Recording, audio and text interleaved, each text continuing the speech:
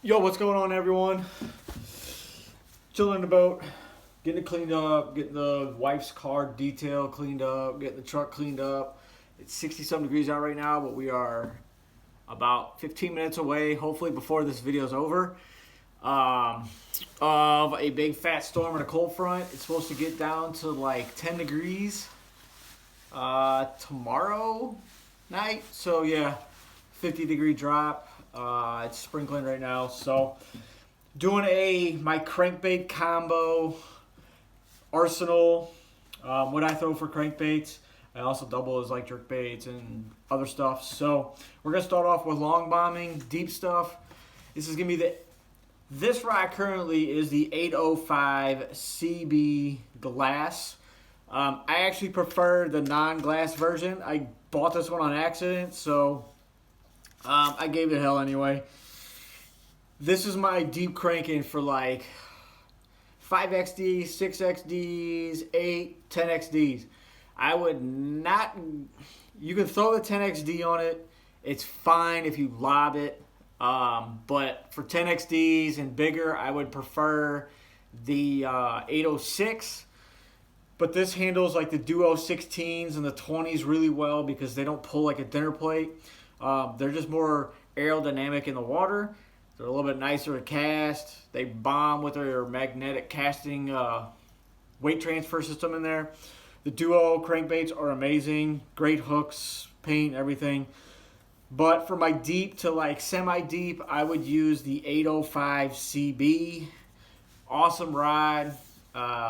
It doesn't pull hard. It doesn't wear you out. So it's just a great overall just deep cranking rod. I just don't do enough deep cranking as I should, just because I'd rather throw like a big football jig or a big shaky head or something like that. But for deep cranking, the Champion 805 CB is a great all-around deep cranking rod. Next up is, this is my 704 CB. This is going to be like my wiggle warts. I throw a lot of wiggle warts here. Midwest is wiggle wart kingdom. We throw wiggle warts on it. I throw smaller square bills like 1.0s, maybe 1XDs, just a little bit lighter stuff. It also doubles as a great jerkbait rod. But, you know, flat sides, this is a great rod for that as well. I've got it paired with a Daiwa Steez SV with, I think, 8 or 10 pound line. But this is definitely my wiggle wart rod. I probably need to get another one. I need to get 684, and I can just use it for straight up jerk baits and then use this for wiggle warts, because we throw a ton of wiggle warts and I just don't throw them enough because it's always got a jerk bait on it. Next up is going to be the 705 CB. This is a nice all-around square bill 1.5s, 2.0s. Pretty much a nice all-around. This is the 705 graphite. Next up will be a glass rod. I primarily use this for like 3XDs, bigger, I would say bigger warts, like mag warts, stuff like that. I tend to use this rod for like poppers and topwater more, but if I need it in a pinch, I will use the 705 as doubling up as another square bill rod. Great rod, it's light. It's a lot more sensitive than like the glass, but when I'm cranking and stuff and burning cranks, glass really doesn't bother me. That's why I move on to my pride and joy bread and butter. This is a second gen, yes, second gen 705 CB MF glass. This is the medium fast glass rod. This rod just has a lot of sentimental value to it. This is a rod, my team partner and I won a boat down in Texas. I was throwing my custom painted Marauder Shed square bill for 2 straight days. I caught all the keepers but one on this rod and combo. This has got a TDZ 5.7 to 1 gear ratio. Japanese eyes.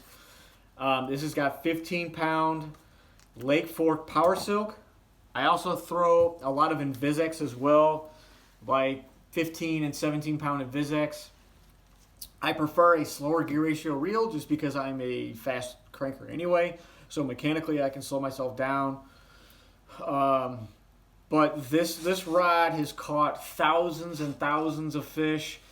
I probably need to get it re-guided and cleaned up, just because the epoxy's, I mean, it's still there, but it needs a little bit more love.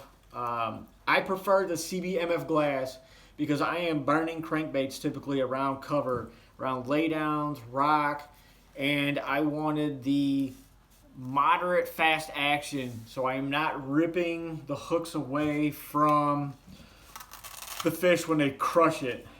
And when I fished it down in Texas, we were fishing isolated wood cover, and I think I lost 0 keepers on it. So I changed hooks on the bait like 3 or 4 times just because the fish were crushing it and I was banging so much debris and rock and wood. So the hook points were just bent over. But this is definitely my bread and butter. I absolutely love this combo. I love throwing square bills from spring, summer, fall. It is just a blast to do. This year was a little slow on the square bill just because I was throwing like spinner baits and the chatterbait and stuff.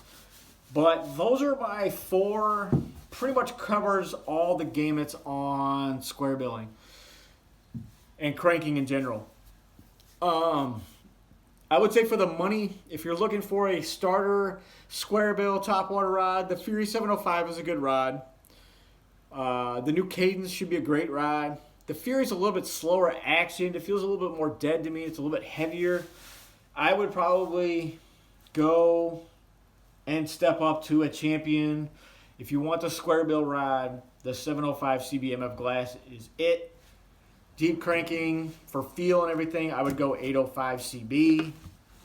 And a general rod, the 705 is just a great rod as well.